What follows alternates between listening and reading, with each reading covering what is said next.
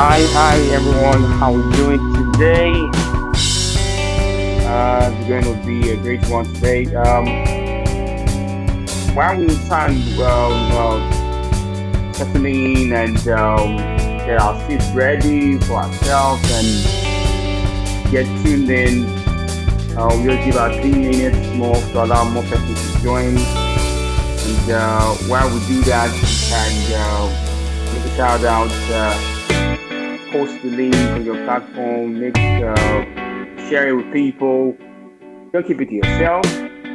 Make people know about today's section, then they come and let them be enlightened, let them get blown away, and then get in the position as AI tech leaders. Don't keep it to yourself. Share it out. Let's comment. Catch ya. See you soon.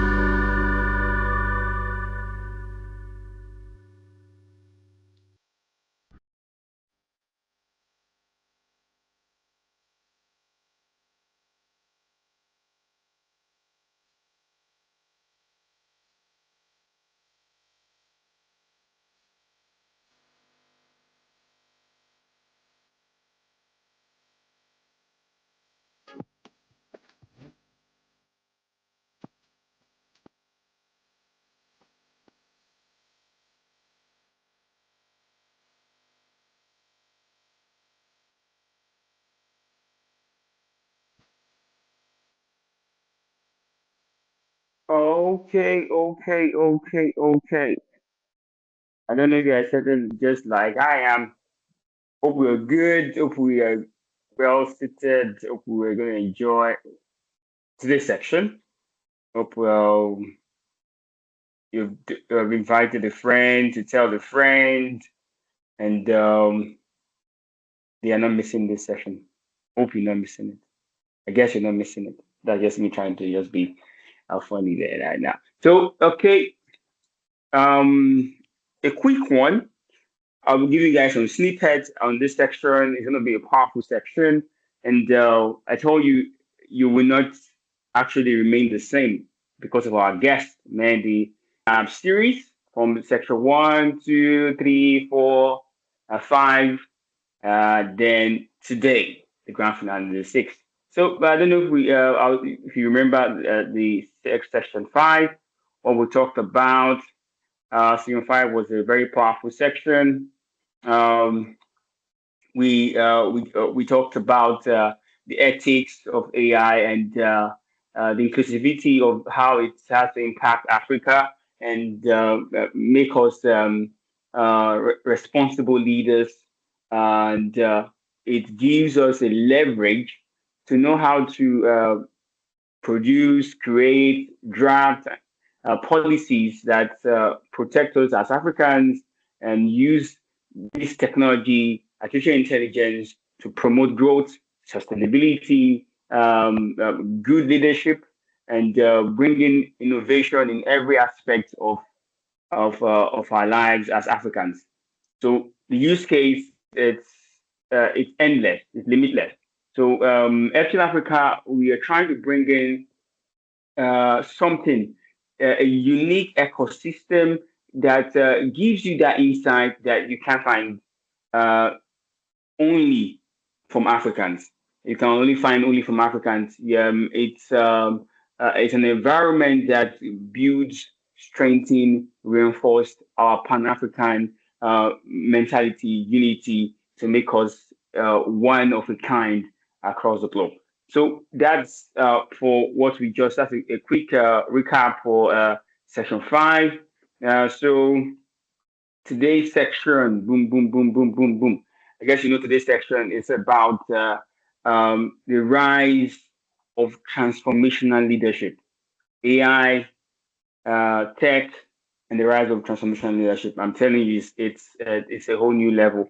We're pivoting the future of Africa into an era where we're able to use AI and technology to build leaders that are transformational. So, quick before I move into the the other aspects of today's section, I'll tell you something just for you guys. So now we're doing something. We're doing a giveaway, two slots. Okay, let me bring it down. Okay, let me leave it out of the back. Okay, two slots for the AI Ignition Trail registration. So we'll be giving out some tasks, some activities, so anyone can get it. Now, courtesy to our partners who has made all this available. So we'll be talking about it later subsequently. So I'm just dropping it now. I'm dropping it now so that you get yourself ready and you get yourself prepped and so you don't miss it. Grab it while it's hot. Okay, so quickly, I'll be bringing up something for us. I will share my screen now to quickly talk about what we are doing here at FTL Africa. So give me a second when I do so. Okay, so FTL Africa, that's we call Future Tech Leaders Africa. We're empowering Africans to lead in technology and innovation. Our vision to empower Africans, whether in Africa or diaspora, to lead in technology, AI, and innovation, bridging local challenges with global opportunities. Now we're building a legacy, pride, purpose, and progress. And that's what we're going to do now. These are our core pillars. Um, so we believe in excellence, integrity, relevance, discipline, and innovation. So these are the core pillars that makes what we do here in Africa significant and stand out different in every other aspect you can ever find because so we are building not for today but for the future. So we are building a legacy that's beyond any one of us. Building a legacy of excellence, which is built down into our local roots and also resonating global standards, integrity, ethics, which is one of the key themes we've talked about in section five, and relevance. Our solutions are not just for the build and box, but they are tailored to what our solutions, what we need in Africa. We are disciplined because we have consistency that which is imbibed in everything we do, and we are pivoting with innovation. So our core values part one. So innovation for impact. Uh, we are looking at real world problems to provide sustainable solutions. Inclusivity and representation. Everyone belongs. Everyone. Doesn't matter where you're from the north part of Africa, from the west, from the east, and to the south. Even you are in different continents of the world, as long as in Africa and you are part of this move, because it's a marathon and not a sprint.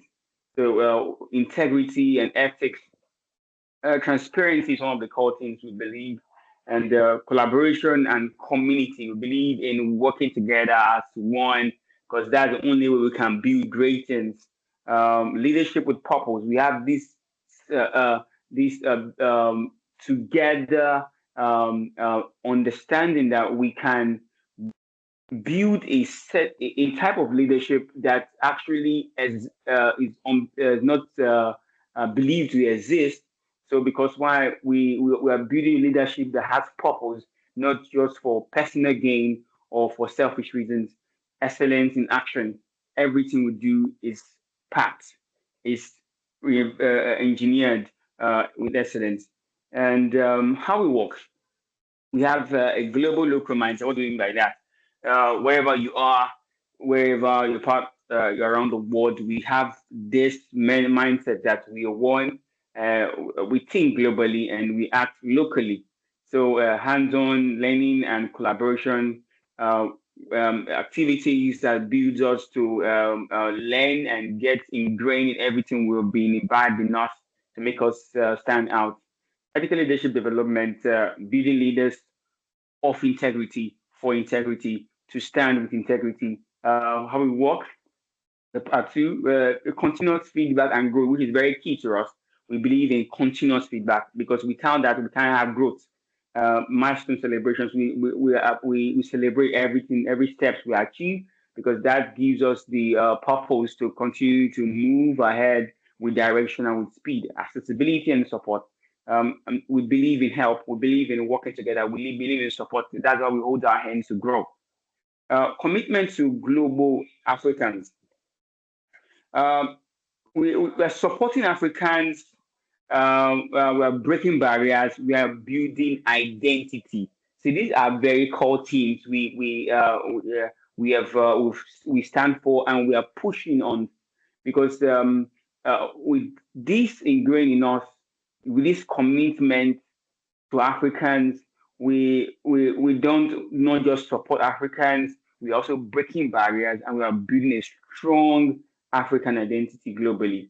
So our legacy, building leaders, inspiring generations for excellence. We are setting new standards. Now join us. Now why are we asking to join us? Because we know you join us, we are going to learn, we're going to build, I want to lead.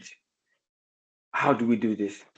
In this we can guide the future of innovative leaders to make Africa great and make Africa stand out. And that's who we are, FTL Africa. Thank you very much for joining me and listening to that section. So that's all for that now. So if you have questions, you want to say anything, please drop it in the comments and the chat section, and we'll take it up from there. Thank you very much. So that's leads us to the next section. So good, good, good. Hope we are excited. Hope we are doing great.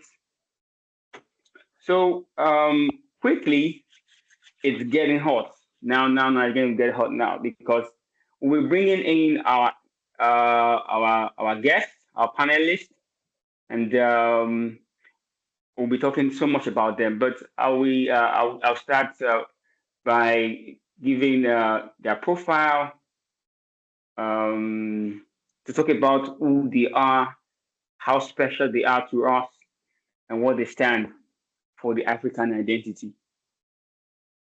Without any further ado, I bring to you Engineer Ahmed Tijani Musa, PhD in View.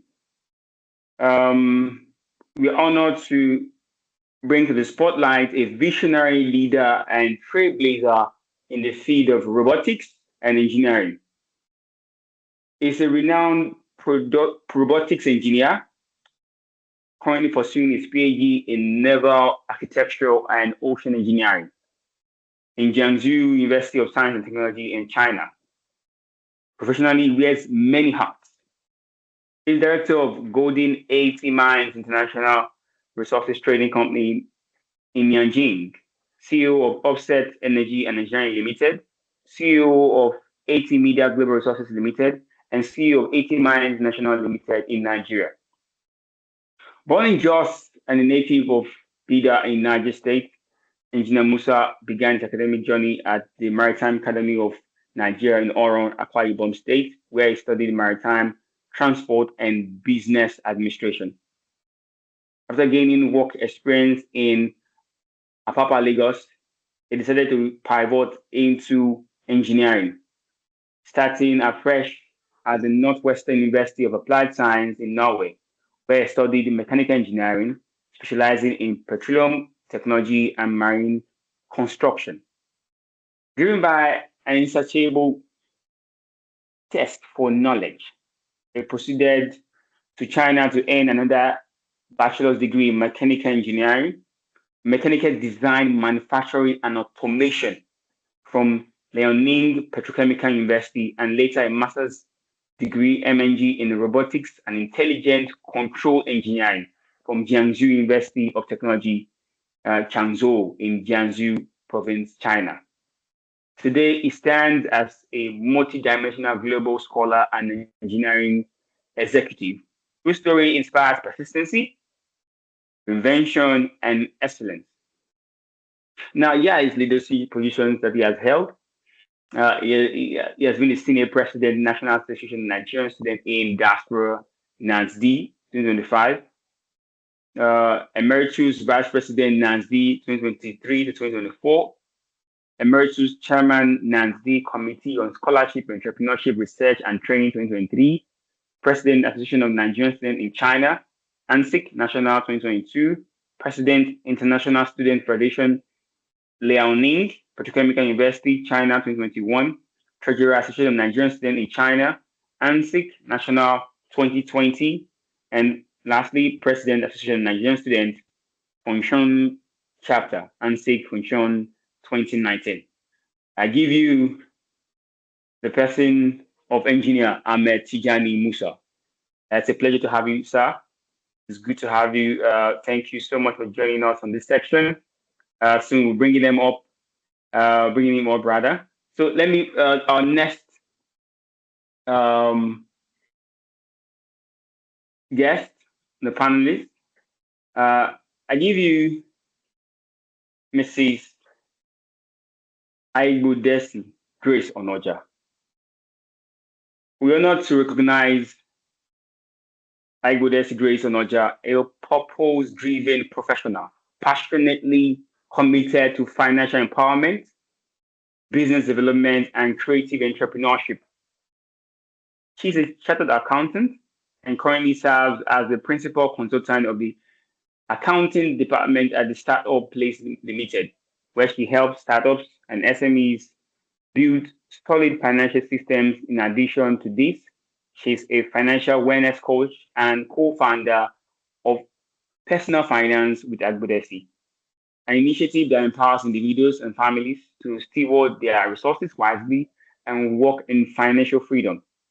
Agbodesi is a Sweden certified business development service provider, a delivering expert guidance to small businesses across Nigeria.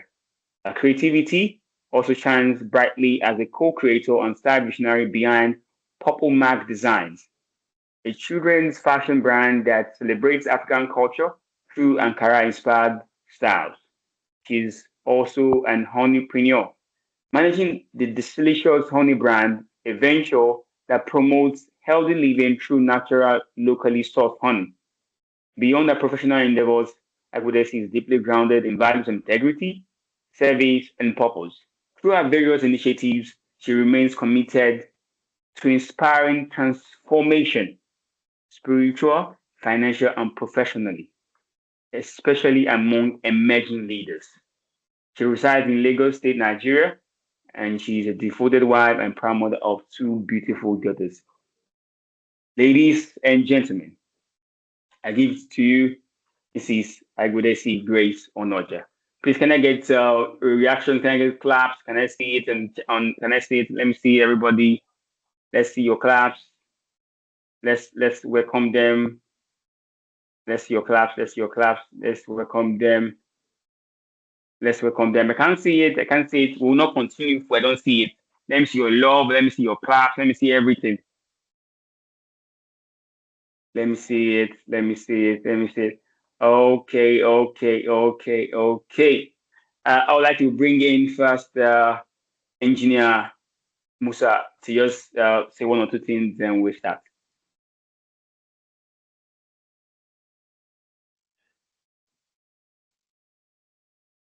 Okay. Good to have Thank you. you very much.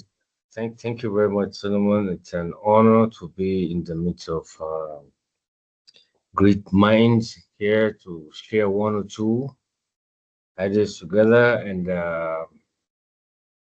also imparting a little way, what I mean, one way or the other. I'm really honored to be invited to speak at this event. You know, it has been a very, very, very great deal and drive to see that we inculcate into the Nigerian youth the use of AI, and we advocate for good governance in Nigeria. and Africa as a whole. So I'm really pleased to be speaking here tonight. Although it's morning on my side, actually, this is 1:27 a.m. China time, but I'm honored to be here. Thank you very much, sir. Thank you so much, and thank you for the sacrifice. Thank you for the passion to build transformational leaders. Thank you so much. I would like to also give the podium to the person of Mrs. Agbodesi. Please, Ma, you have the floor. Thank you so much, Solomon. Thank you for having me. Good morning, good evening, good afternoon, everyone, depending on where you're connected from at this time. It's so good to be here, and I look forward to having a very meaningful conversation tonight. Thank you so much. Thank you, thank you. Please share your love, send your emojis. Can't you hear the beautiful voices? Come on, come on.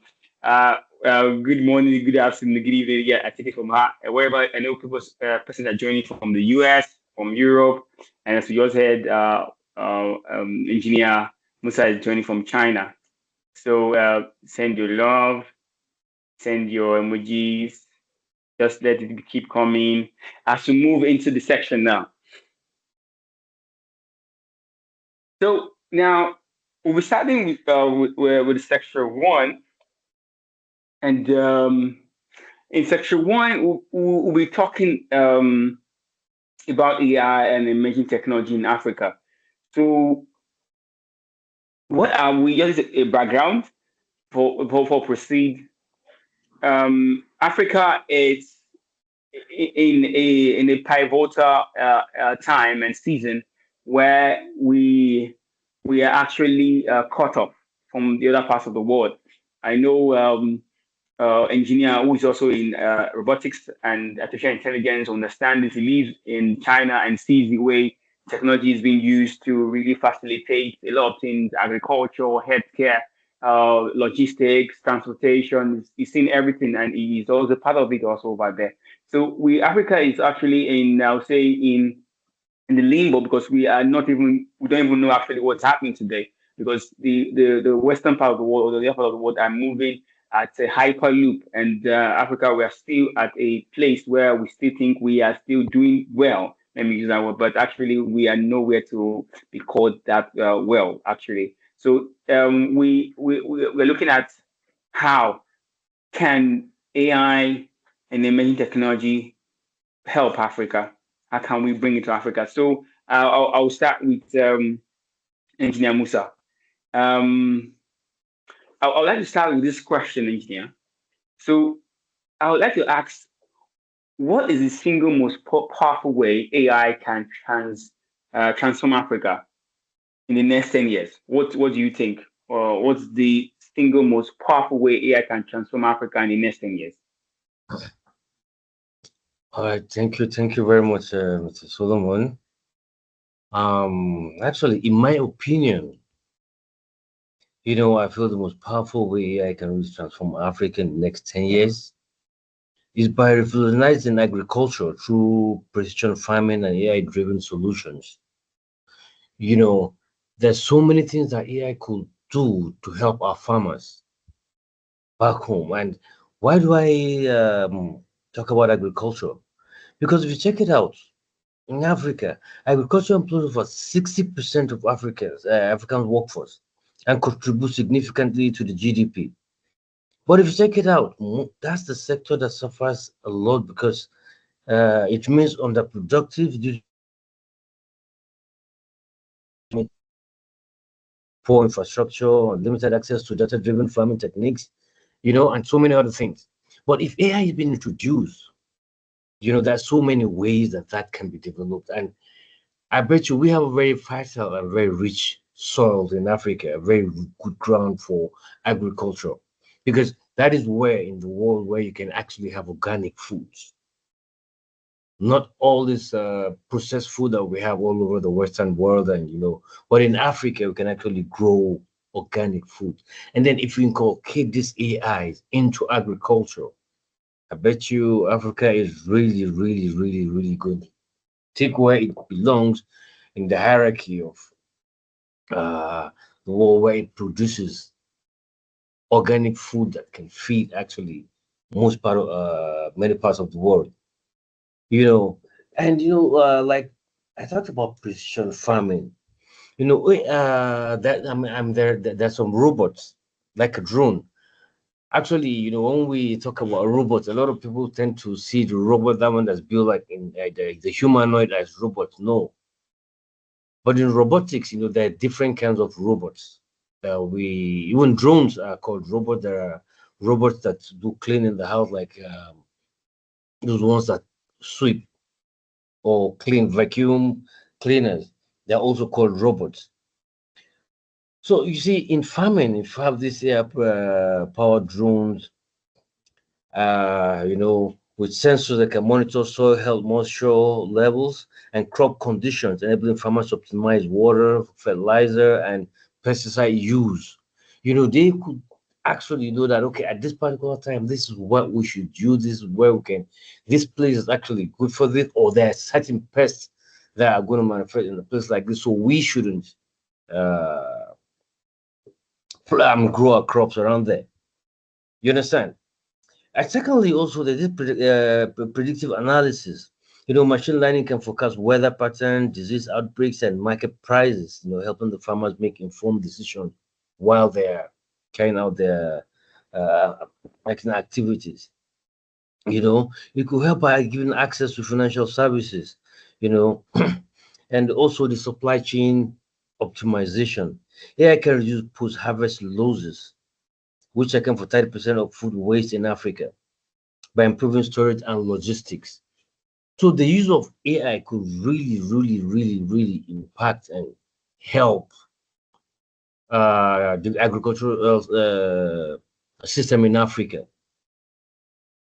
You know, bring about food security, job creation, and I know in Africa, and specifically talking about Nigeria, which is our country, there are some challenges that are there, but if those could be met, like you and I know this problem of electricity. You know, electricity is one of the very, very vital things that can help. Yeah, though there are AIs that don't, they can actually operate without the use of the internet. Sorry, yeah, I talk about electricity and internet, which are the basic problems that we have in Africa, especially in Nigeria. Then digital literacy. You understand? And also having tools that can be affordable by everyone, like the local farmer, someone who doesn't, I mean, who's just growing crops. He needs to know tools he can use that are very, very affordable to him, so that it can help him to boost his productivity in his farms. So, of course, if those challenges could be met, and then I feel in the next 10 years, Africa is really going to be feeding the world, because we have a very, very, very fertile grounds and a very, very good climate to grow crops.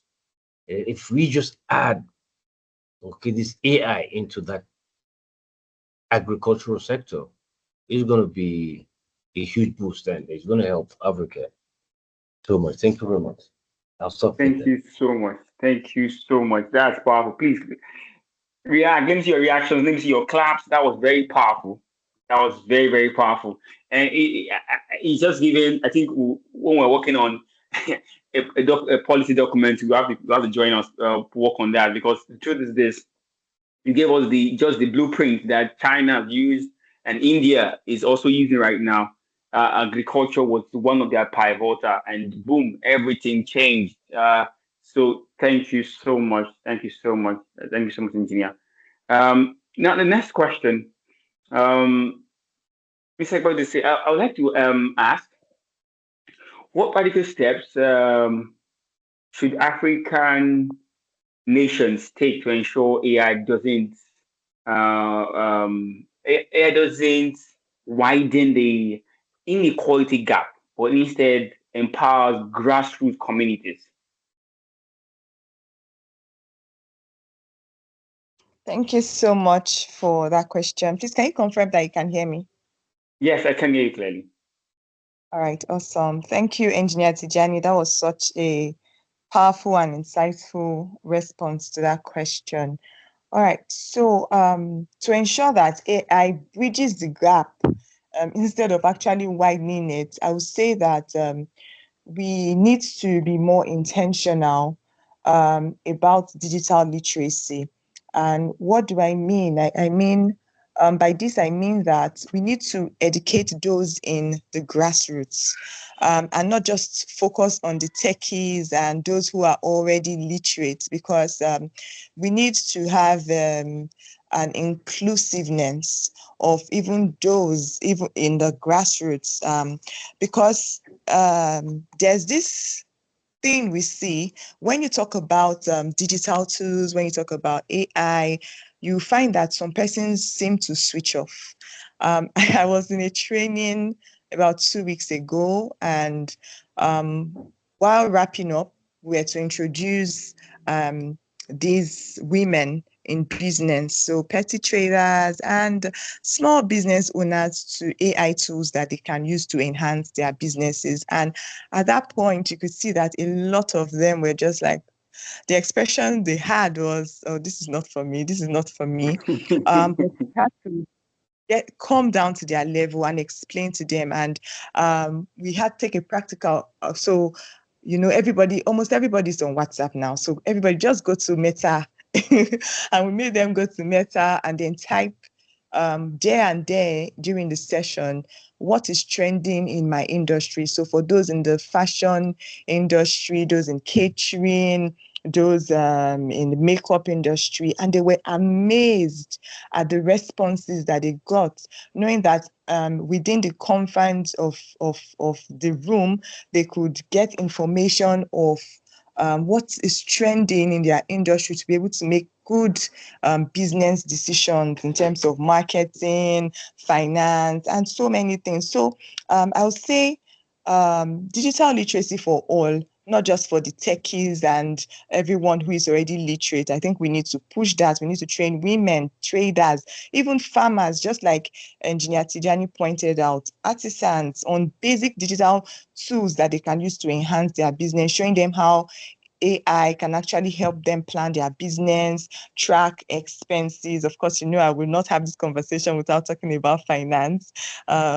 Track expenses, even create budgets. And I came across a lady recently who has this AI tool that is like a health consultant, right? So in the middle of the night, you can actually have access, people can actually have access to um, professional care when they need it. So we need to also go down to the grassroots and then prioritize access for these guys, inclusion.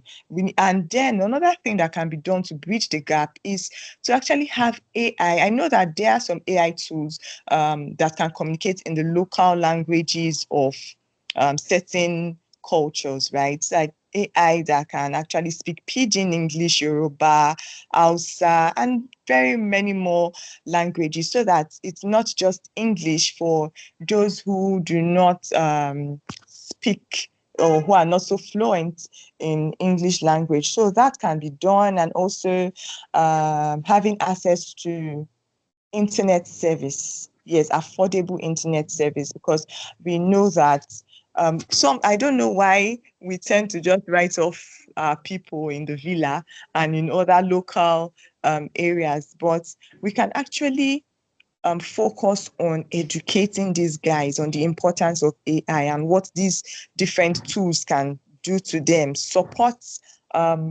with local AI solutions, and just provide help basically. So even if it means conducting trainings, yes, that can bridge that gap, that will be awesome. Yeah, thank you. Wow, that's powerful. Please, Patricia, let's see your reaction. That was powerful. Wow, that is a very strong closing. Yes, grassroots is very, very, very, very, very key too. Because just a quick one. What gave what I was in FTL Africa. We're trying to work with an Indian company in producing some softwares for us in the AI. And guess what? I will tell you, just like China, it was from their grassroots that really caused a transformational pivoting in their tech ecosystem. That's why you see tech is just over everywhere in China and in India. And these were countries who 20, 30 years ago were nowhere to be recognized as any powers. But because of consistency and their grassroots implementation of integration technology, it has really pivoted and changed a lot of things. Thank you so much. And you gave us so now this is for FK Africa. We start looking at how we can bring in programs for grassroots for communities, and I like the way you call it villa. It's not Aso Rock, guys. It's not Aso Rock villa. It's village.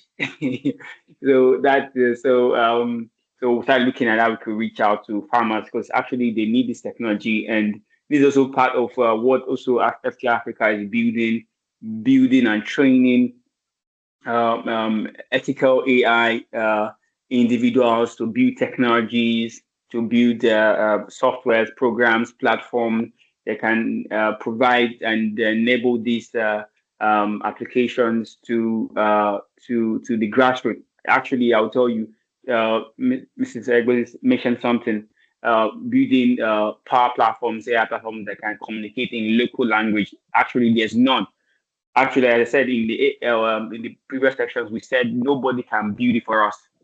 Just us that can build it for ourselves. Only Africans can build it for Africa. You can't expect the Western world to build an AI platform and they'll put maybe a language, any language from Africa, maybe African, Yoruba, Hausa, Igbo, the South, or Ghanaian, or South African, or the Swahili. No, nobody will build it for us. Nobody. So we will build ourselves. So this is why the AI Ignition Trail is out there for us to take the opportunity to grow, learn, and be able to build platforms and systems that transform Africa. Thank you, Mrs. Bodisi.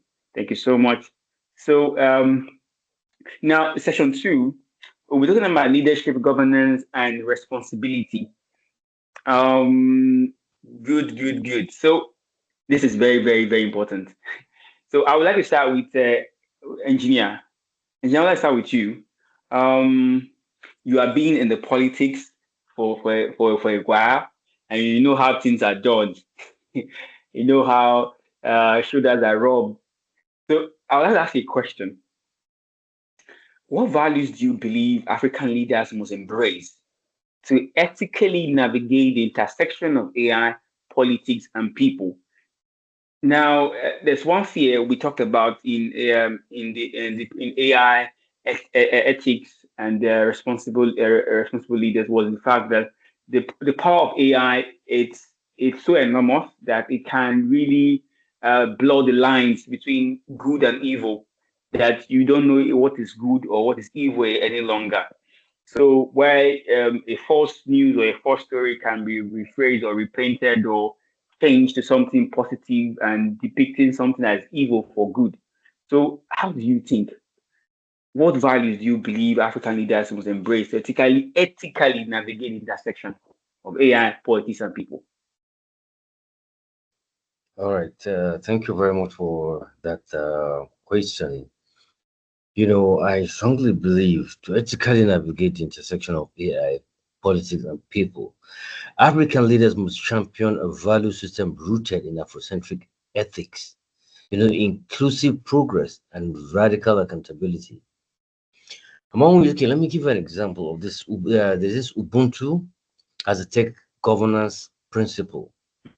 You understand? And there are systems that have to put together. You understand? Using this AI that will put in form very, very, very good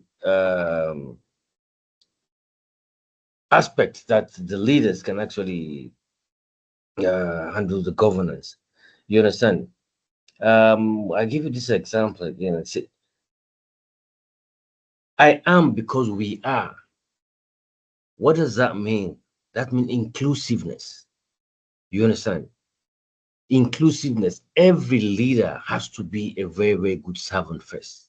you have to be a very good servant before you can become a good leader. And how do you become a good servant? Knowing how to carry the people along, teaching them what you know, and bringing them, just like my fellow speaker here noted, you understand, awareness.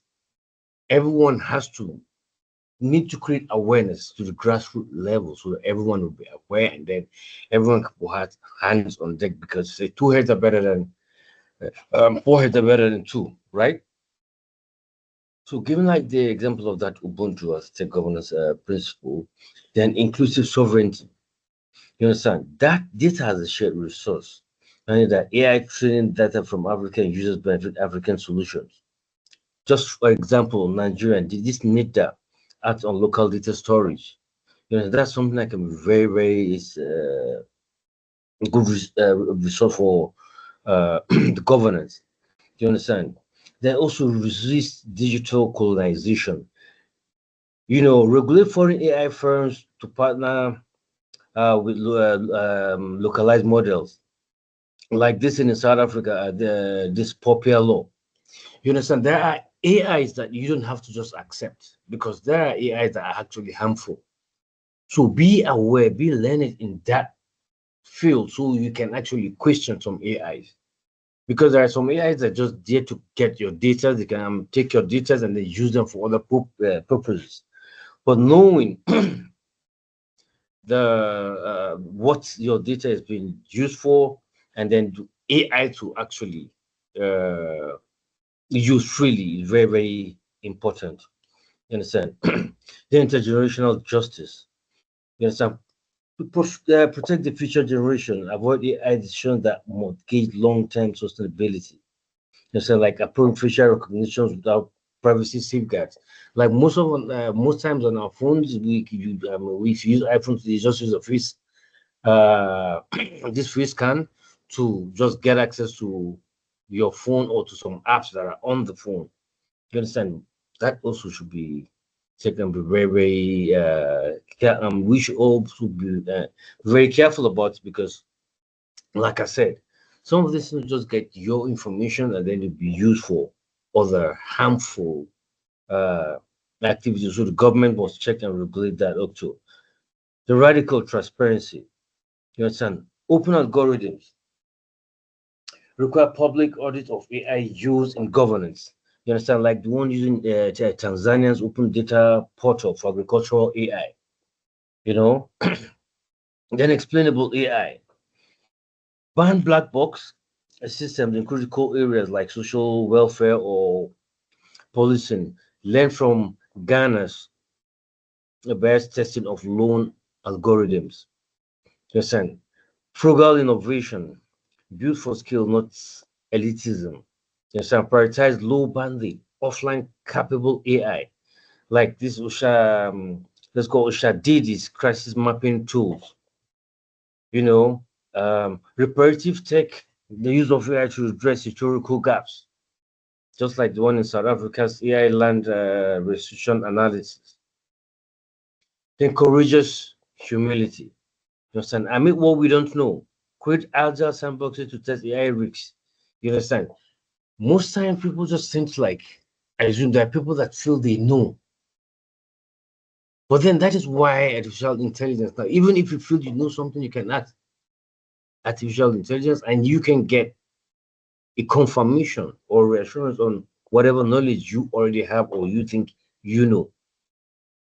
You know, um, collaborate with that's collaborate. Do not compete. Poor resources of conditional AI infrastructure, and then use them for transformation strategy. Export African AI. Yes, we need to have AIs that could understand various languages in Africa. You know, today if you have AIs that can understand Hausa, Igbo, Yoruba, or other African languages like Swahili or Afrikaans and South African, it will really help, because there are some of our people on the grassroots level that don't really understand English.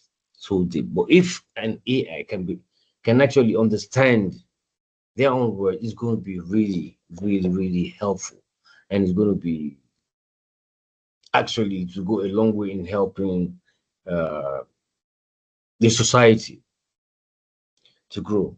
You know, yeah, I think I should stop here for now. Thank you, sir. Wow, that was a load. Wow.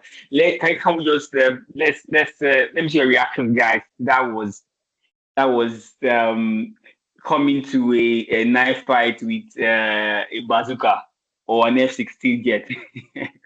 That was very powerful. Wow, that's so loaded. I don't know if you got a lot of insight was given, a lot of recommendations were given, a lot of case studies was spoken about. Wow, wow, that's so much. That's so much, so much. I don't know if you'll be able to consume everything. I think you have to rewatch this section again too because it's powerful and a lot of enlightenment is coming out from this section. A lot, a lot. So it's so a lot that I can't even start taking them one after the other. But what I'll let you know is this: it's one of the key things I will pick from what the engineer said is we must be based on integrity, humility, and you must be a servant leader. So at least I've given you three. At least you have gotten that three: integrity, humility, and being a servant leader. So those three things are very key that you must have to be uh, to be able to ethically navigate the intersection of AI politics and people. Thank you so much, engineer, for that. Powerful, powerful. So good, good, good. Now to our wonderful Mrs. Igodesi. Now this question is about our government. Now the question is: many African governments are slow to regulate or adopt AI. What should be the role of civic society and tech communities in this space? What do you what All right. Thank okay, okay. Thank you so much. All right. So thank you for that question. Well, I think we are the government. I will put that out there. So there's no one man that we just refer to as the government. I would say that in the absence of proactive government action, the civic society, we need to come in the society, tech communities like FTL Africa. We need to step in to bridge that gap, and we have to be educators, accountability partners, activators of this AI journey that we are on. Because whether we like it or not, AI is here to stay. And as Africans, we can't be left out. We need to put on our hats, put on our boots, and run with this. And I think this is where tech communities come in. We cannot wait for the government in quotes, can't wait for government regulations. We must continue to build because I know we are already building.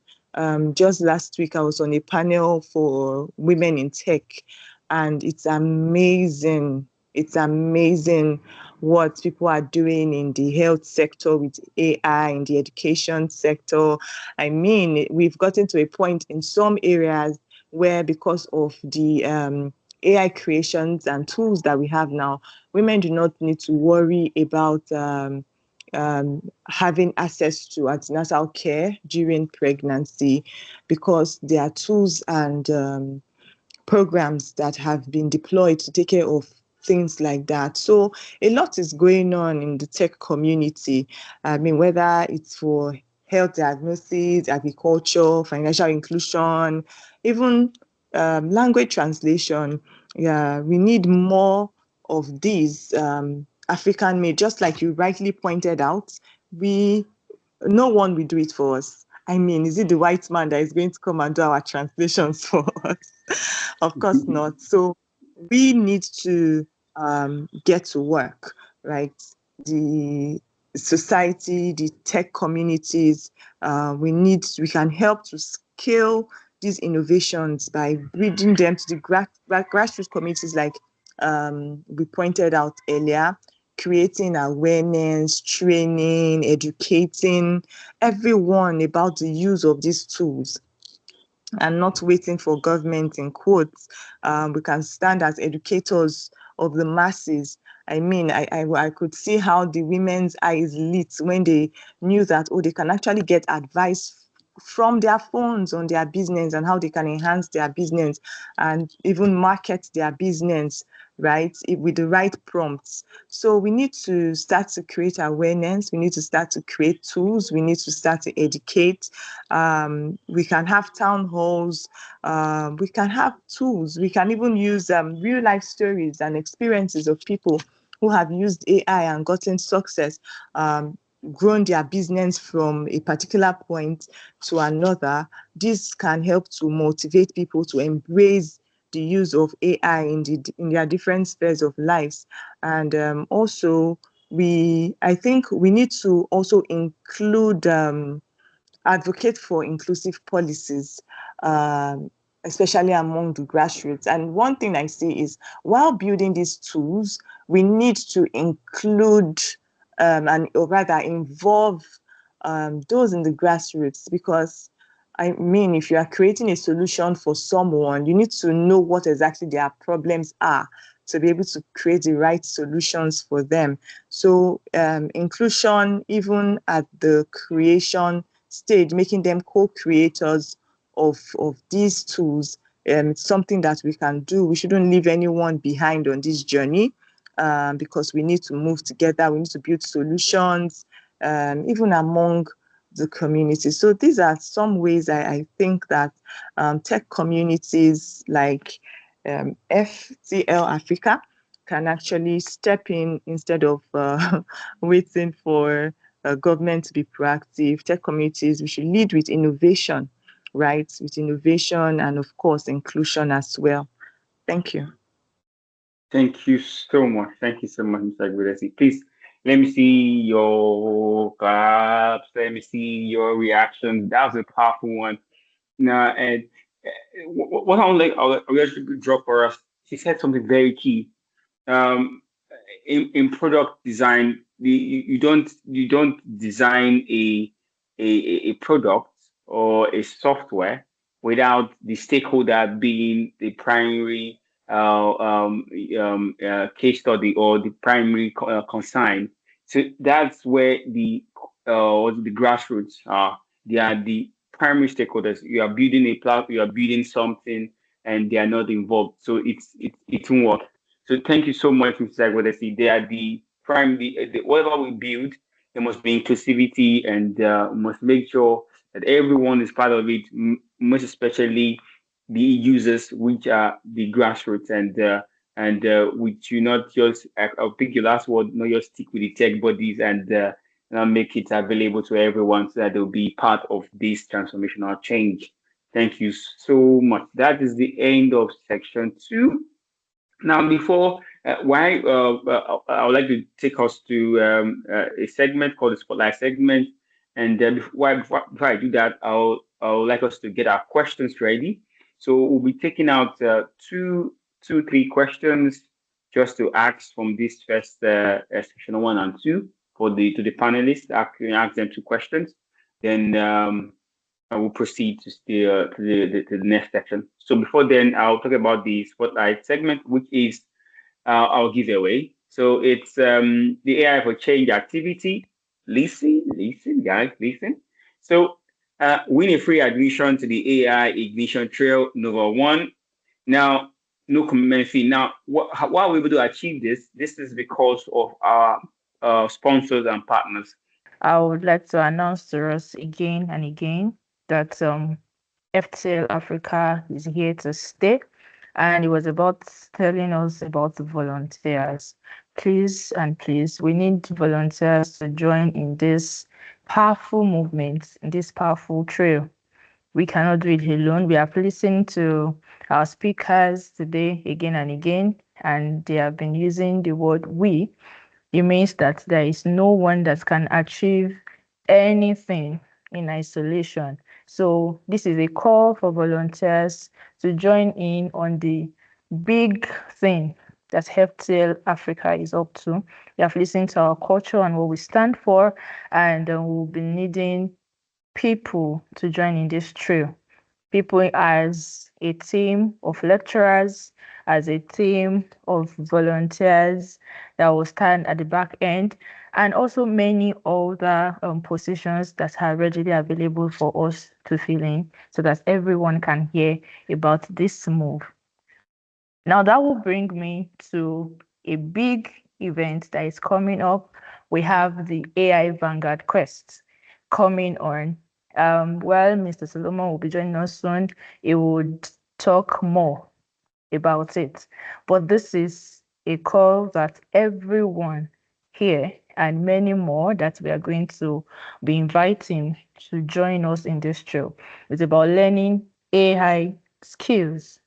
Yes, we can't just be talking about AIs. And please, no, I definitely now no previous knowledge is involved. We want to teach you from the scratch. We want everyone to know whether you are inclined with AI before or not. Like one of our speakers was saying, he said that she said, and I quote, that we should take along people from the villa. Yeah, if I get that right. So even if you are not there, you can help us to reach out to people that are here there. So we will be doing a free training of AI Vanguard Quest coming up next month, July. A date will be communicated to us. This training is totally free. You're going to be learning on many AI tools, many.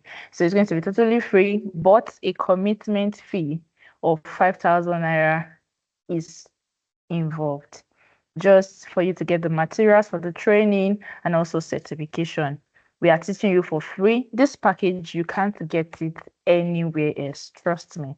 It is totally going to be free. It's going to run for 6 weeks. For 6 weeks, where we can get equipped on things that we need to know before we go into the large world and make use of all of that. So a commitment fee of 5,000 naira will be paid.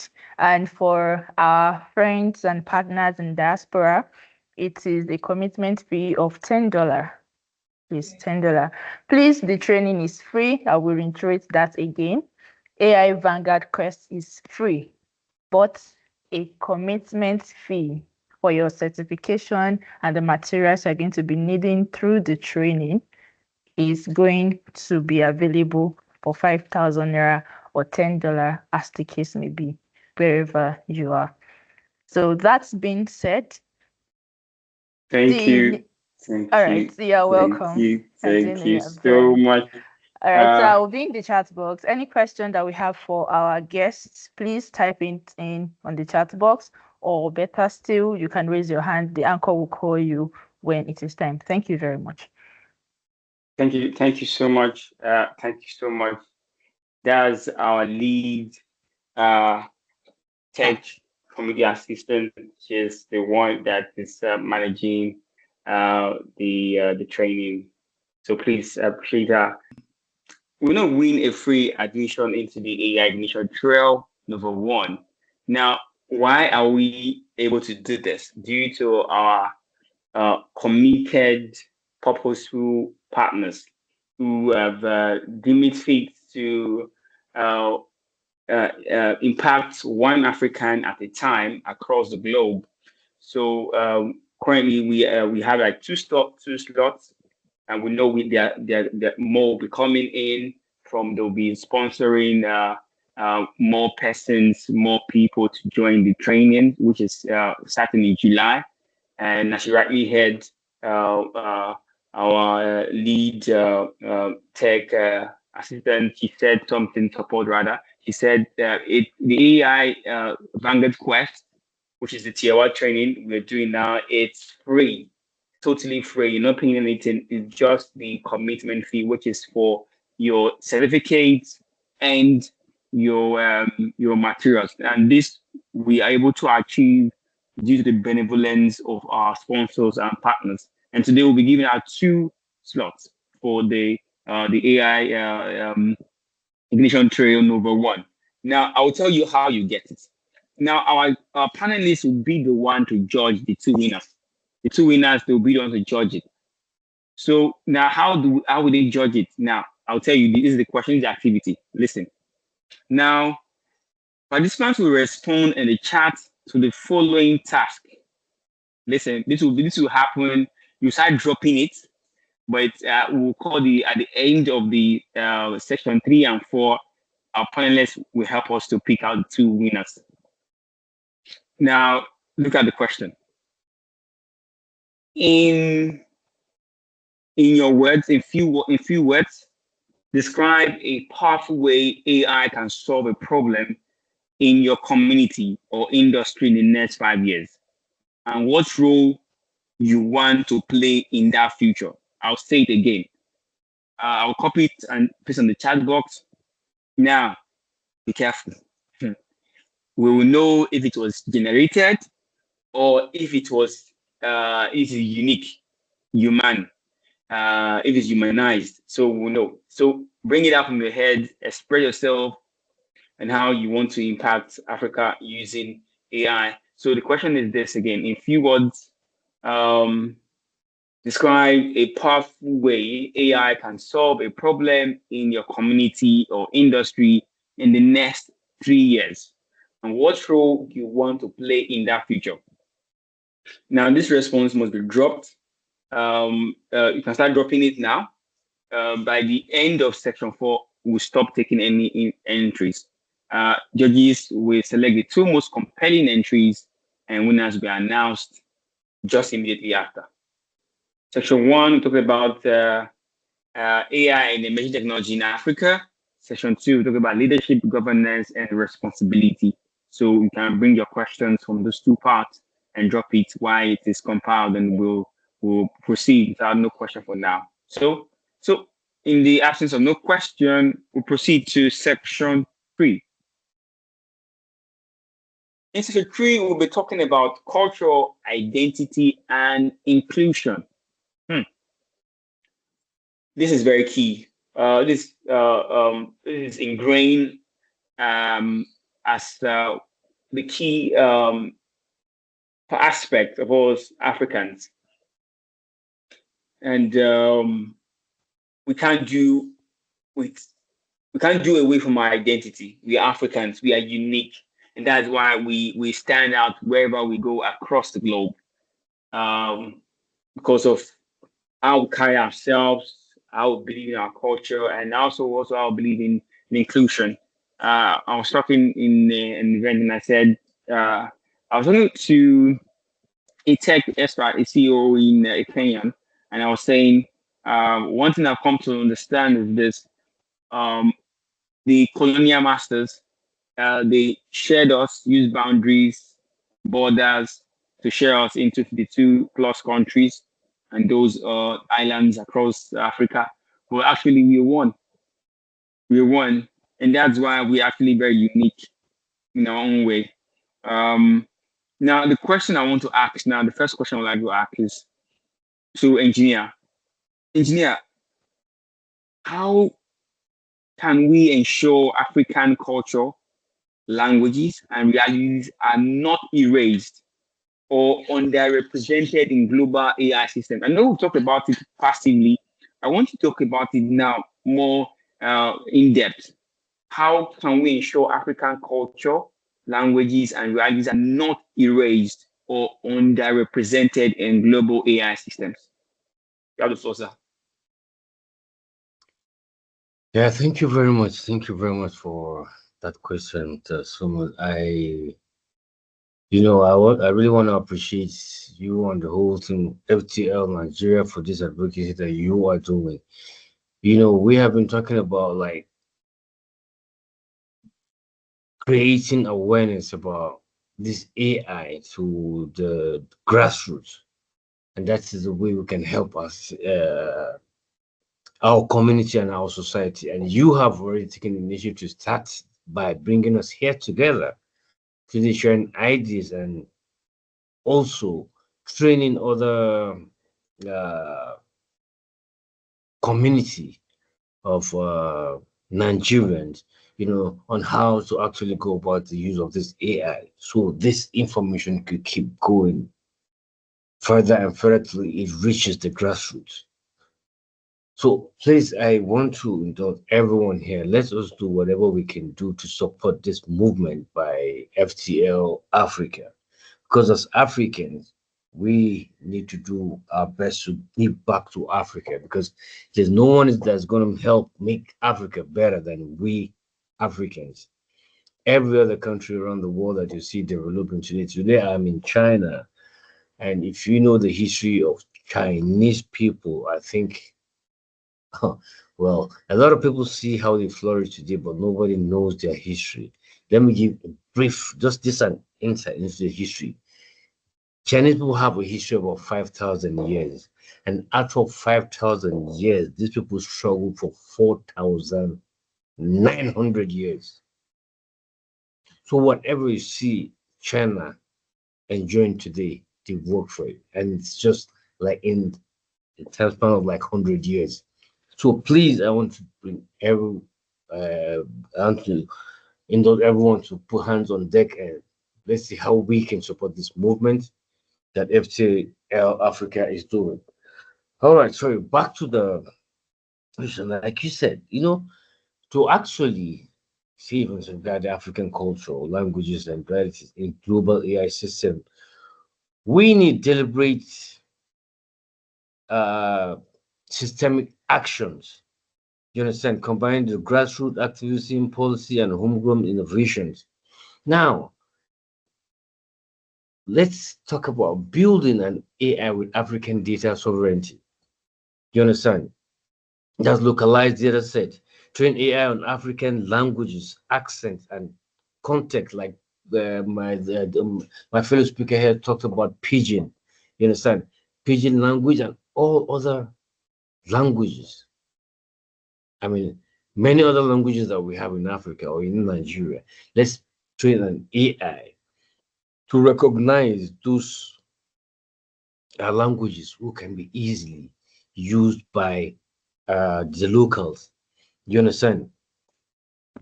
Then let's also have community-owned projects. You understand? Like community-owned data, where we go to the grassroots, we meet farmers, we get data from them and put them together, you understand, to develop an AI interface that can really be could be helpful to the community. And this is something that the community can come together, to crowd fund, and that's going to be like their own local community data and AI. You understand? To make sure that that thing, uh, uh, I'm going to put it, make sure it is owned by the community. You understand? So it is not like a foreign AI that's being used by, that's been developed by another Western country that can be difficult to use or might not be accessible sometimes. Yeah, secondly, decolonize AI development. You understand? Authentic design principles, embed values like this Ubuntu. I've been talking about this Ubuntu in IITX frameworks. You understand? And this South African AI Institute. It's an elevate indigenous knowledge, the use of AI to digitalize oral histories, fund local AI labs directly or indirectly, you know, grants to groups like the AI Development for Africa instead of the Silicon Valley proxies. Let us develop something that is ours by ourselves. That is the only way it could remain original, and then our own cultures, our languages, our traditions will be held intact. Yes, sir. Rather than just borrowing or using whatever we can use from the Western world. Also, demand representative in global AI governance. You understand? I sit at the table whenever AI is being spoken about in different functions, different platforms. Let us be able to sit on that table, you understand, and put for African voices to bodies like the in the UN, the UN AI Advisory Council, you know, and then let's challenge barriers, benchmarks. Most of the tests, you understand, they tend to ignore African languages. Let's advocate for that inclusive metric. Let make sure that whenever um, these things have been spoken to, let's always advocate for all African languages and cultures and traditions so that they also can be recognized and adhered to, Then create culturally rooted alternatives. You understand? Open source African AI to develop tools like the AIA for this Ghana's ethical AI systems to counter ChatGPT's Western defaults.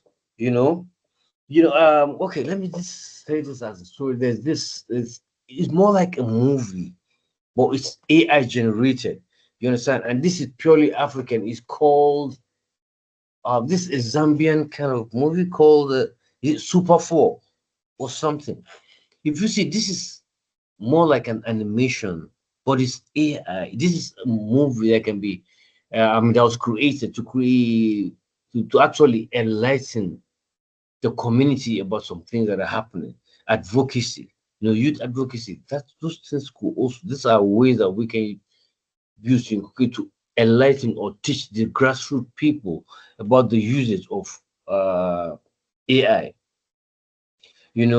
Educate and empower communities, because a well-educated society or community is safer to handle than an uneducated community. And always we should do whatever we can to reach the grassroots. And like the FTL is doing by putting this whole program together, let us also carry further to bring people on board, do whatever we can to train other people to make sure that this knowledge is being spread out so that we can help to transform the leadership system in our community. Thank you very much. Wow. Thank you so much, engineer. That was just too powerful. Thank you so much. Very detailed. Thank you so much. Can you please just appreciate him? Can I see your reactions, guys? Can I see your reactions? But I just want to still ask that same question. I want to ask that same question to Mrs. Egbodesi. I want to come look at. I want to come in from that angle. Our African culture. Um, how how do you think um, engineers spoke quite in depth on a lot of aspects that relate to the implementation of several aspects of our culture using AI, um, uh, grassroots policies. But I'm looking at you. I don't know if you can come from another angle to speak on how our culture, our African culture, our languages, and realities, three key things: our culture, our languages, and realities. They are not erased because the truth is this: if we see the way our languages, even in this generation, this is why they don't actually even fancy the language any longer, and our language they don't no longer fancy it because they feel it is local, according to most of them. And how do you think AI? We are in an era where we are in a global sport of everyone's on the hyper race to get into artificial intelligence. How do you see Africa not just being wiped out? Thank you so much for that question. And thank you, Engineer Tijani, for that very powerful insight. Okay, so for us not to have our culture, our language, our ways wiped out, I think we need to see ourselves as contributors and not just consumers of AI tools and initiatives. And what do I mean? So I'll give a practical example. Unfortunately, for some reason, I'm not very fluent in my local language. But I want my children to learn that language. And so I spoke with my mom and we started having lessons, right? So we sit them down, put her on video call, and she would teach them. So the idea struck me, and I spoke with my siblings that why don't we get mommy on YouTube? Why don't we open up a channel for her where she can start to teach this language, alphabets, tell stories in our local dialect, so that people others can actually learn, because I think just like you said, some do not fancy this language, probably because their parents, like me, are not so knowledgeable about the language, and we have not passed it down to them, or even made them know the importance of which you and I know that it is very, very, very, very important. Local language is very important. And so we had to invest. It's still something that is in the pipeline, but we are investing in getting professionals to do videos, editing, and all that, and just get her to YouTube. And not just YouTube, it could be an app, it could be an AI tool, right? So it's something that we need to think. I'm sure a lot of us, we still have our parents. So you and I can start to take initiative and get them to step into the shoes of preserving our language, preserving our culture, and passing it down. Instead of our children watching Cocomelon and all that, we can actually invest in having cartoons that speak our own local dialect, tell our stories, and pass on this culture from generation to generation. So even proverbs tell history, our music as well, right? Literature, our history. We need to pass this down. And like I said, and like we have all said, we all need to be contributors to this and not just spectators and consumers of this. I know it's a nice to have, but then we need you and I to be contributors to bring this to life. Our language is our identity, right? English is not our mother tongue. We need to preserve our African language, and we need to be very proactive.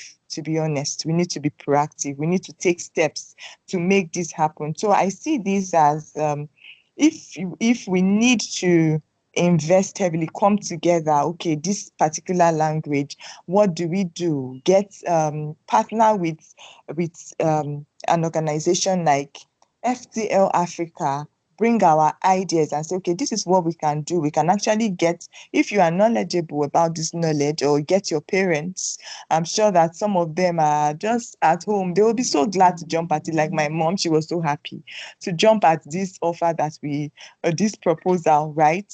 So it's something that we can start to do very, very actively, because AI is not, is only as inclusive as the data that it is trained to have. And so we need to train it. We need to bring our own contributions, lend our own African voices, and not just consume what we are being given. Thank you. Wow. Please let me see your reaction, guys. Thank you, engineer. Thank you, Mrs. Agwodet. This is just so powerful, so detailed. I'll tell you guys, I don't know if you guys are listening. From this section, from engineer and from Mr. Agwodet, you can hear they're giving hints for providing solutions to problems. And in the innovative world, we look at for solutions. We know the problems. Now there's a solution they're giving actually. So somebody can be thinking now that's we start building a lab.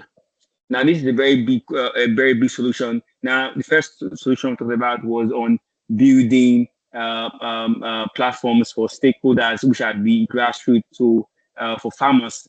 One. Now talking about language, culture, history. I don't know if anybody can still resonate with Taste by Moonlight. No Cocomelon. I don't know what. So please, like you get to hear African stories. Imagine we have a platform that has all this, and actually said, as you rightly said, our models or the AI we built is based on the amount of data it's fed with, how rich the data, and we have parents who are still alive and they'll be glad to give us those data. So there's two problems I just highlighted, and I think more are still coming. Solutions rather, two solutions that are sustainable. Actually, if you know very well, these solutions that are being brought up, they are sustainable solutions, from agriculture to languages, stories, history. Actually, I'll tell you, 90% of Gen Z don't know about the African culture. They don't even know their own country culture. Talking about the next country's culture. So it's a very big issue. Imagine you have a platform that can tell us stories, tell us so much about what culture is about. Okay, engineer, I want to see something. Engineer, raise up your hands. No, sorry, I was just trying to react. I guess that was a mistake. I'm just saying Okay. reactions. Yes. That was that. We want to build it. Actually, we are going to be in a limbo actually, because the way the generation is faster. Technology is erasing many things and making it look unfashionable. Like now you're in tech, so you can no sorry, bro. We Africans, our culture is our identity, our languages is our code. Our language is our code. You call it your OTP. That's our language. Our culture is who we are.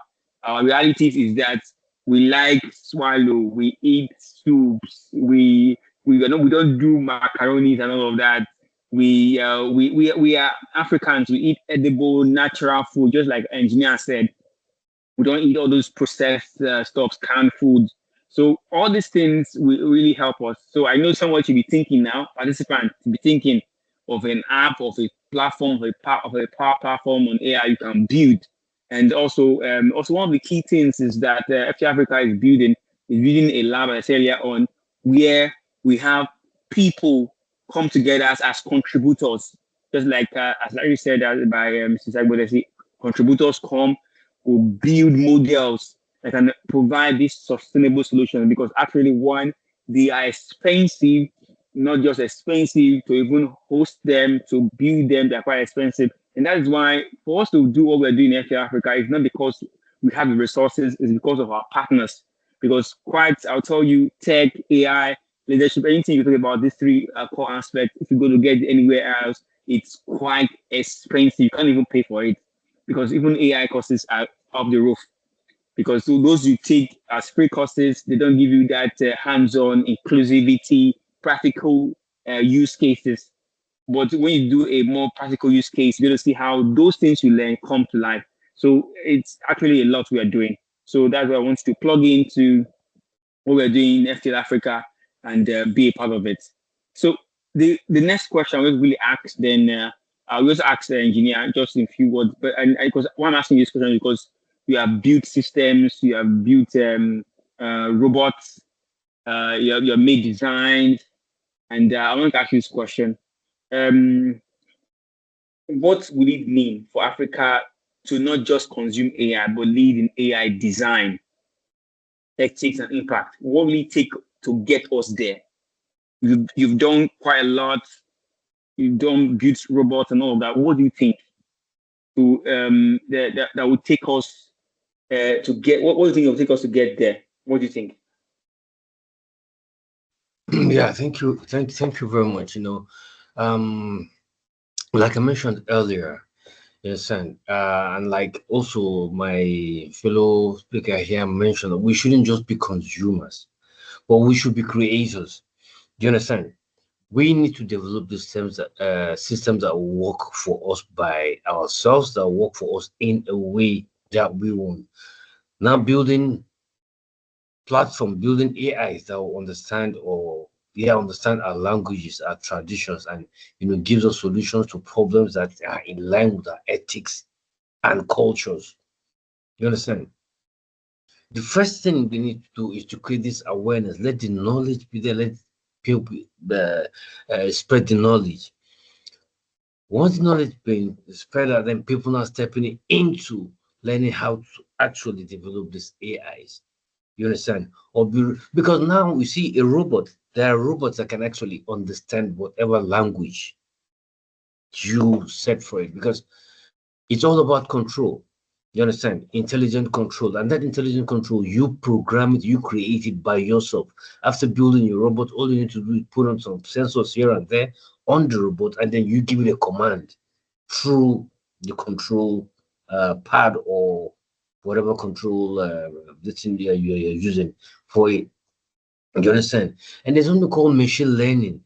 Through the use of machine learning, different uh, robot or different AIs can actually perform tasks given to them once you teach it how to understand and how to react or how to carry out things based on a particular given language or this. So we need more Africans to really step in, and we shouldn't just solely concentrate or depend on all this AI, all this Western AIs. Let's us do our best in and see we develop this AI by ourselves. Let's not be consumers, but let us contribute solely in the creation of this AIs.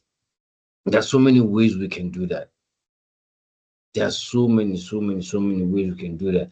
And I will keep on saying this because I really appreciate this platform that FTL Africa is putting together by bringing people together, talking about this thing, because the first thing that we need in development is awareness, getting to know that we need this thing and we need it done. And then when we come together, we discuss how to get it done.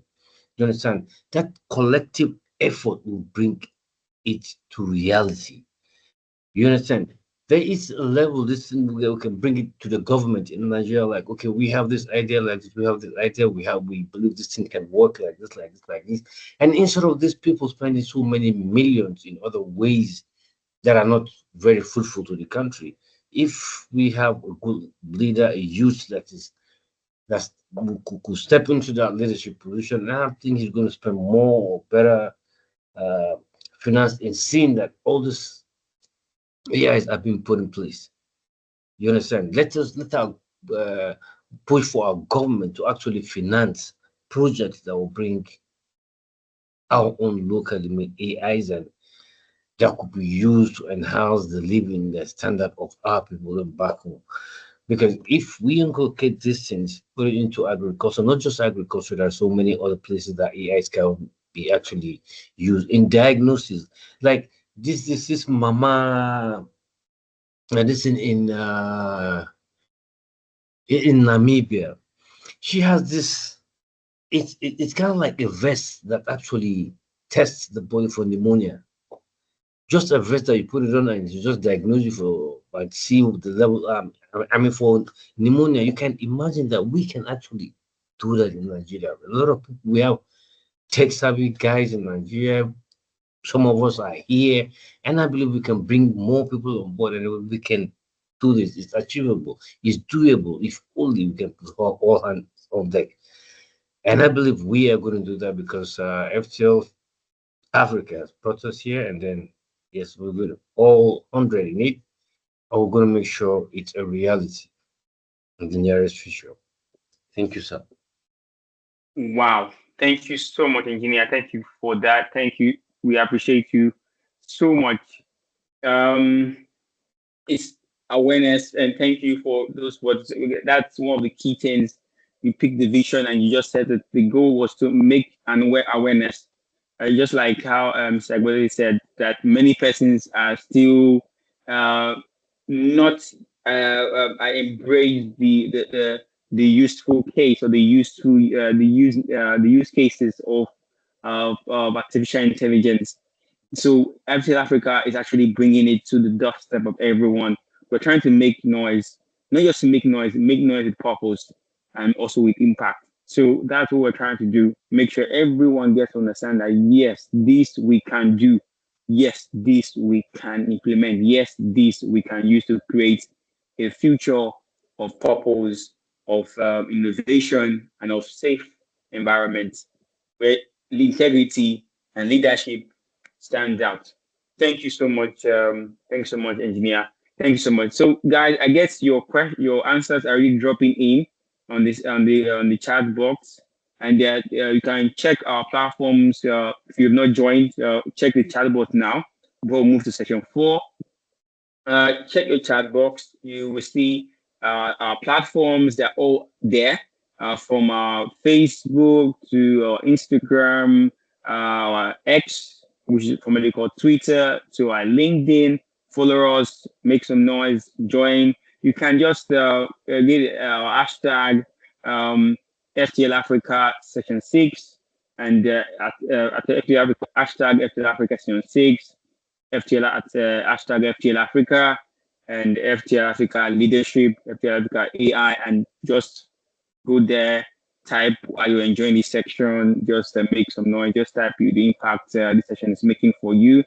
And also, you can join our Telegram and get recent updates, so that the recording of this section, you can go over there and you see it, you get a replay and materials. You can follow up with what we are currently doing in FTL Africa. And also, lastly, you see the AI Ignition Trail registration link.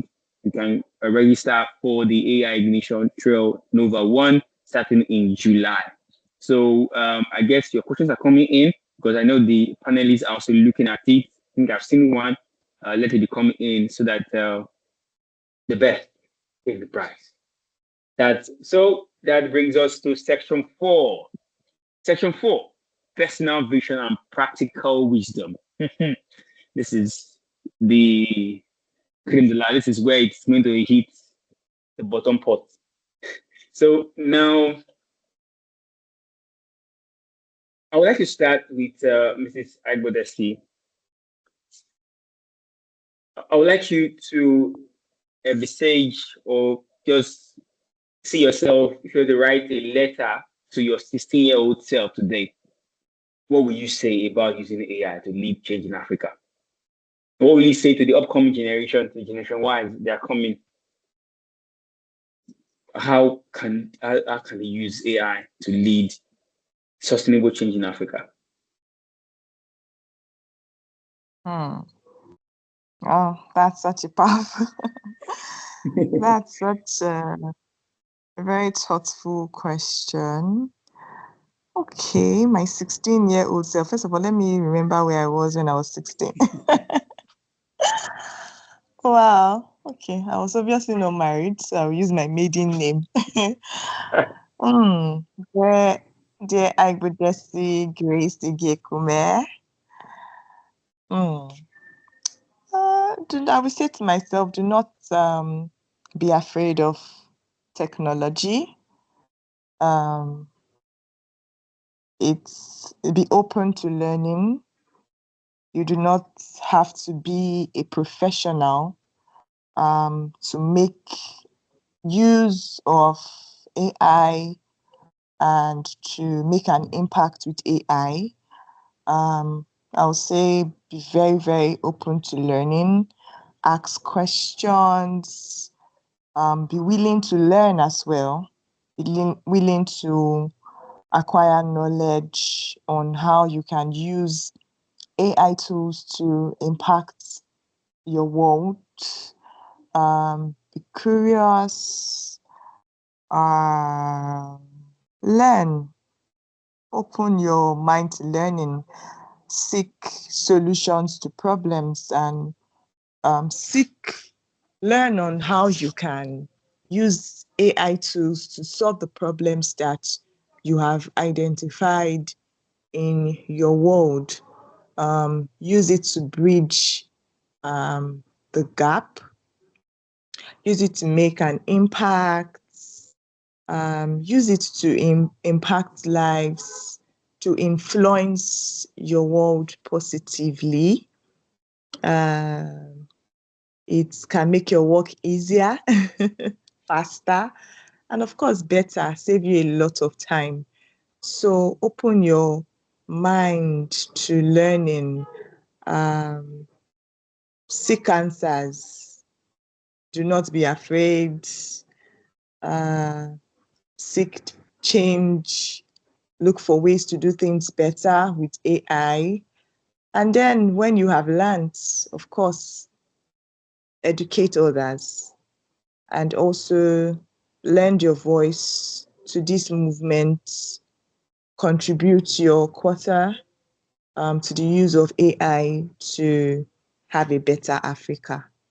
Yeah, that's what I would say to my 16-year-old self. With love, your future self. Please, Thank you. can we just appreciate that? That was so powerful and so filled with empathy. And like, let me see your reaction, guys. Were you not touched? Because I was deeply touched, really, really, really.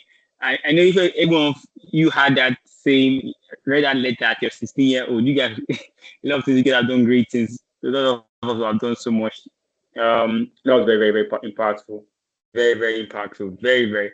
I don't know if engineer would like to just say his own, give his own letter. Engineer, what do you think? You want to give your own letter to? Yeah, of course, really, really. In fact, looking back at when I was 18, No, I 16. was 16. 16. 16. Yeah. Okay. Looking back at when I was 16, I would really say this generation is actually very lucky Very lucky. That's because I think if there was something like AI back then, maybe I should be competing with SpaceX now or whatever. That's going to be on that level, because who would have taken the advantage of this AI to learn more? yeah. You see, there's this book I've read that it said things I wish I knew when I was 20. Oh my God. So I would tell any 16-year-old that this is the future right in front of you. You have AI at your disposal, in your fingertip. Do not be like my two speaker mentioned here. Do not be afraid of it. Take advantage of it. Use it to the best of your ability. Also, I also advise them that be very, very sharp and smart about this because these things are all algorithms. And the use of AI, it might sound very, very easy, but it's very technical because there's something called prompting. You have to know prompting, how to write prompts before you can get precise results in AI or with AI. So yeah, everything else I have to tell them now, please go and do whatever. Immerse every knowledge you can get about AI prompting, and the future is already yours to deal with. Because these days, a lot of people, okay, we're still in school trying to get different degrees or what. Yes, it's good because it gives you exposure. But with AI, which is here to stay in this very generation, that is it. All you have to do in this very present generation now is learn about AI. That's all. Once you know a lot about AI, you are safe and your future will be bright. So yeah, I think Thank that's you so much. just the short note I can give to them. Thank you, sir. Thank you so much. Let me see your reaction, guys. That was very, I like that part. That be sharp and smart. I like that part. Yeah, let me see your reaction, guys. I appreciate the engineer for that very thoughtful words. Those are very, very thoughtful and deep, rooted. Let me see your reaction, guys. Thank you, engineer. Thank you so much for those thoughtful words. Okay, I know. Please, panelists, if you don't mind, please scroll through the chat box and please help us to be looking at the response, and you will tell us um, um, the winners. I don't want us to have a tie, But I think what we will do is this. Okay, I'll drop it for you guys. I will drop it. I'll drop it for the panelists. I'll drop it so I will know how we could so don't have a tie.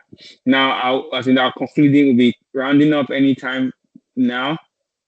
Um, but I would like to ask us this last question before we get into the closing question. Um, um, Mrs. Egodese, please. I would like you to just tell us what 3 ways someone listening right now can begin to lead with AI, even if you don't have tech background. Just any 3 ways you think someone listening right now can begin to lead with AI, even if you don't have a tech background. Okay, so thank you. First of all, I would say be very open to learning, have an open mind.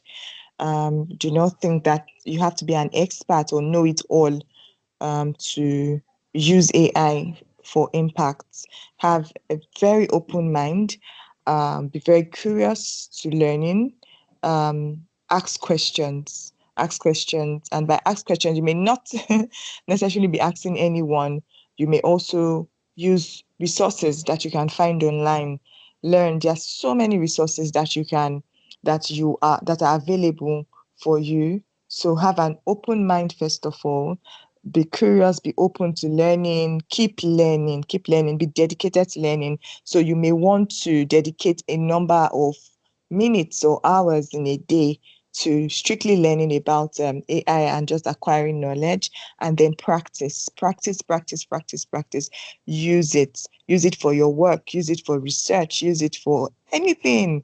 Well, there are a lot of AI tools that you can use for different aspects of your work and your life as well. So be open to learning, have a very open mind to learning, develop yourself, acquire the skill, the knowledge that you need to use these tools, and then practice. Thank you. Thank you, thank you. That last one, practice. That's very powerful. Practice. Can I please see your reactions, please? I appreciate her for those very powerful 3 ways. Thank you so much, Mrs. Saigodesi. Can we please, engineer, what are what are your 3 ways someone listening right now can begin to lead with AI, even they don't have a tech background? Yeah, like thank you very much. Yeah, that's by association. Even if you don't have a tech background, if you belong to a community like this where we are right now, that's association. Being in a circle of people who are knowledgeable about this, I believe you'll get one or two knowledge that's going to help you to put you in the right direction to go about leading in AI. So association, and also be very, very open, be open-minded, open to learning, be someone that's down to earth. You understand? Be someone that is inquisitive. You understand? Ask questions, because that's the only way you keep learning is by asking questions. You understand? To always ask questions, be open to learning, associate with the people that are knowledgeable about this. And like I mentioned earlier, most of this AI tool, you might not even, you don't have to be the creator of that AI tool, but no, just study how to give prompts, how to give comments, how to give prompts to that AI, and you get a result. So association, learn knowledge, try to get knowledge from, yeah, as you yourself with people that are knowledgeable about that, learn from them, and also study by yourself. Be inquisitive, be someone that is hungry for knowledge. So always strive to learn, always strive to get more knowledge. And that way, I feel the sky is just will be a starting point for you. Thank you, sir. Thank you so much. Thank you so much, engineer. Thank you so much. I know right now the the the panelists are currently looking out for the 2 winners. Please let's appreciate them for today's section. It has been a very powerful one. It has really blessed me. I don't know if it has blessed you too. Let's appreciate them. Let's give our reactions. Let's type in the chat box to appreciate them before they give their concluding remarks. And we'll close this section and we'll call out the winners. I'd like us to just in the chat box appreciate them. Go to please, Mrs. Ibodesi, can you please type in your LinkedIn link, your LinkedIn link on the chat box, and also engineer Gianni Musa, please type in your LinkedIn chat box. So follow them, follow them. Then you can tag them on this event on LinkedIn. Go to LinkedIn and tag them on this event and appreciate them for a wonderful section. Let's appreciate them for today's a powerful section. It's been not just educating, it's been an eye opener. It has taught us so much. These are what we call freebies, what you learn. These are what we call mentorship, advanced mentorship sessions. You can't get this anywhere else. We want to say thank you so much and thank you for being a part of this section. Why they take out their time to conclude on the final two, please let's and also they drop their LinkedIn link so that we can follow them, please. I also want to also quickly note that once again, just to say, section the section 6 is the grand finale of the AI Ignition Lab series. It's been a wonderful section since May. Now we're wrapping it up in June, and that leads to a bigger opportunity for us to go into the main scale of things, which is the AI Ignition trail. Now, under the AI Ignition trail is the tier one of the AI Vanguard Quest. And under we have three things. We have three under it. And one is the first one, which is the tier one, which I may mention, is the AI Ignition Trail. And this first section is what we refer to as the Nova section, the Nova one. So it's a very powerful section, and it's a section that has it's a 6 weeks program, and it's meant to bring in a paradigm shift of how you see technology, give you a leverage, a start point, and bring to your understanding of what you can of the skills you can learn or pivot, even if you remember what Mrs. Agudesi said, keep on learning, and also you also add that to also with engineer what engineer Musa said. You need to associate with people. Association is very good. People will take you to where you ought to be, because I don't think if you remember the last two sections, one of our guests said something. I also repeated it last section um, to interest you that the statistics are really overwhelming. Currently, all the big techs are laying off their staffs who are not pivoting into technology, into AI, and it's going to become very rapid as the days go by. Because 3,000 jobs will disappear by 2030. Interestingly, 17,000 more will appear. So, and those are all AI roles. They are all AI roles. AI, I'm telling you, everything's AI roles. And if you don't have the skills, I'm so sorry. You just be, no matter how long you've spent in the industry, you might just become obsolete. Just like how our fathers who were typewriters or typewriter, they have to, no job for them again, because Excel and Word and the laptop or the PC took over their roles or their jobs. So it's going to happen anytime soon. And the crazy thing about artificial intelligence is because it's so fast, it's so rapid, that is breaking, is changing the paradigm shift of how we do things, how we automate, how we achieve tasks, how we so faster, cutting days into minutes, sometimes cutting months into hours. So it's going to get even more faster. And if you are not in the loop, you are not in the system, I'm so sorry, it might even not be found anywhere else. So FT Africa is bringing a packed section which is comprised of tech, AI, and leadership, three in one. And the tier one is the AI ignition trail, and it's 6 weeks. And the tier two is the Pathfinder charge, which is a 12-week program, and it's an advanced level, talking about using AI-driven teams, ethics consideration, designing AI integrated workflows. Now, that are ways where we start designing platforms like for technologies, for language, for history, for agriculture. This is where you start learning how to start developing them. That's where you start developing models, machine learning, just like how engineer spoke about machine learning. Then the tier three is the Vanguard Apex. It's a 3 months job simulation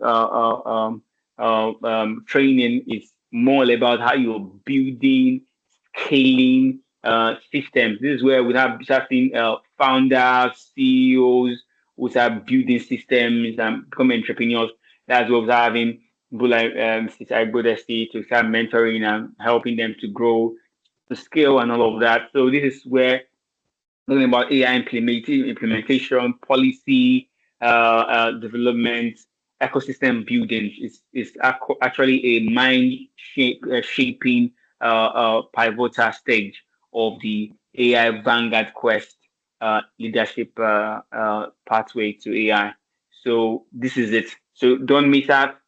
Take it as soon as possible. Register. I guess the link is already on the chat box. Register now and save your seat for it. Save your seat, save your seat, save your seat, save your seat for it, and don't miss out. Okay, the names are already coming in. Okay, I'm getting the names gradually. Um, let me see. Okay. Um, okay. Great, great, great, great, great. I think the names are coming in. Oh, good. Interestingly, the panelists gave the same names. Good, good. I was like, okay, hope they'll not be having two different names, similar names. So I will drop I'll give them the honors to mention to call them when they're so I will get the honor to call them. So I'll call them one by after the other. So give me a sec. Okay. Um. Okay. Okay. So now I will be calling the winners. So get ready.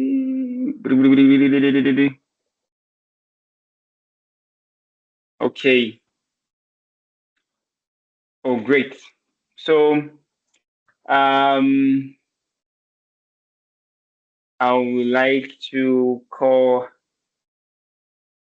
our beloved engineer Musa to give the first winner, call the name of the first winner, and congratulate him. All right, thank you very much for this honor. Would like to congratulate Cyril Epue. Sorry, I don't know if I pronounced the name right. Cyril Epue, for that wonderful and concise uh, submission. Because the way he said it and took it on, he did a wonderful job. Yeah, so for me, Cyril Epue, Congratulations, congratulations. Cyril. Congratulations, Cyril. Congratulations. Uh, Drop your mail on the chat box. Uh, uh, the tech support will pick it up and send you a mail on how you could finalize the registration process. Congratulations once again. Congratulations. Congratulations. Congratulations. Okay, now the next I would like to give the honor to our beloved Mrs. Agudesi. Please, you have the floor. Call the next winner. Thank you. Thank you for the honor. Congratulations, Siri. The next winner is MD. Congratulations and well done. That was such a brilliant submission on what you would use AI to achieve in the next 5 years. Very thoughtful as well, because you're considering everyone, because we all live in houses and use electrical appliances. So thank you so much for that, and congratulations. Wow, MD, congratulations. I guess he was surprised. He didn't even win it. Congratulations. Congratulations. I could see him there. He was like, "Whoa, I won it. Congratulations." Yeah. Innovation, innovative, creativity. These are very key things. And thank you so much. Thank you, our panelists. Thank you so much. Please drop your mail on the chat box. Please drop your mail now so that it can be picked, and we'll follow you up on the process. You get a mail from us on how to fully get registered. Now, this was due to the benevolence of our sponsors. I want to say a big thank you to our sponsors. Um, it will interest you. It will interest you that both of our panelists are our sponsors. To interest you, I didn't want to release the cat out of the bag, but I think I have to. Both of our panelists are part of our sponsors, and want to say thank you to them for making sure we are able to do this, and we deeply appreciate. So I want to say thank you. These are one of our sponsors who have been able to make this happen. We say big thank you. We say appreciate you so much. Thank you. We need your support more, because a lot is still yet to be done, and we have a goal, a target of 2,000, and more persons need to get this opportunity to be a part of it. So we appreciate you, and also we also look at you recommending and bringing in partners and sponsors to give this opportunity to many other people. We know getting this program or getting this skill, it's not cheap out there. So FTL Africa is bridging the gap, um, creating that opportunity or that platform to give people the opportunity to get into this space. Actually, the cost it takes to the team quantified it and found that it will take nothing less than just tech, AI, and leadership programs, nothing less than $1,500 on just like say average, not on the high scale now, to get what FTI Africa is putting together. And now, if you notice, right from the section one of the AI Ignition Lab, it has been from tech to AI. Now you're seeing the grand finale on leadership. So it tells you that that's what we are doing. So you're not just going to be just an ordinary leader. You're going to be an AI tech leader. Supernatural. Oh, that was supernatural. It's going to be different, actually. It's going to be so unique and different because you'll be equipped with the right skills, the right mentality, and the right mindset to lead, to build, and to make Africa become an epicenter where the world wants to resonate with and recognize with. So thank you very much, our partners. We really, really appreciate you. Thank you for your support, and thank you, and thank you. I'm also looking forward for you you bringing in more partners to help bring this vision to life. Thank you so much. Thank you so much. So the now we were about to draw the curtain. This brings us to the end. So in this closing round, or they will call it the lightning round, lightning round. our panelists. I'd like to start with Engineer Musa. Thank you so much once again, sir. But in one sentence, what is your boldest hope for the future of Africa, powered by AI and courageous leadership? Yeah, thank you so much. In a short note, I just want to, my greatest hope is that this generation change the narrative. Before this, the youth are the leaders of tomorrow. No, that narrative needs to be changed. Let the youth be the leaders today, so that tomorrow can be better. Thank you very much, sir. Thank you so much. That's powerful. Please appreciate him. Please, that's so powerful. That's so powerful. Thank you, Engineer Musa. Thank you so much. Mrs. Agbodesi, please, ma. In one sentence, what's your boldest hope for the future of Africa, powered by AI and courageous leadership? My boldest hope for Africa would be an Africa where AI actually speaks our language and provides African tailored solutions to the sort of problems that we face here in Africa. And of course, this should be led by value-driven leaders who are driven by purpose and not just profit, and passion for people and not just power, as we say it. Thank you. Wow. Come on. Have you guys not been happy, blessed? This has been a very wonderful session. Thank you. Thank you so much. Please drop, let me see your reactions. Please drop, let me see your reactions. Let me see. Just on the chat box, thank you, Engineer Musa. Thank you, Mrs. Agbodes. Let me see it on the chat box. Let's tell them thank you. Let's send them our love. I don't know if they have dropped their LinkedIn. Okay. Thank you, sir. Okay, thank you, ma. I've seen it. I've seen your LinkedIn. Engineer Musa, I don't know if you have dropped your LinkedIn. Please follow them, please. Follow them. We'll also drop it on the link on the Telegram.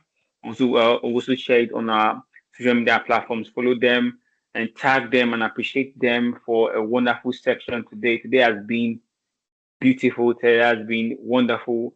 Thank you once again, Engineer Musa. We deeply appreciate your time. Engineer Musa now is currently 3 a.m. 3:31 to be precise.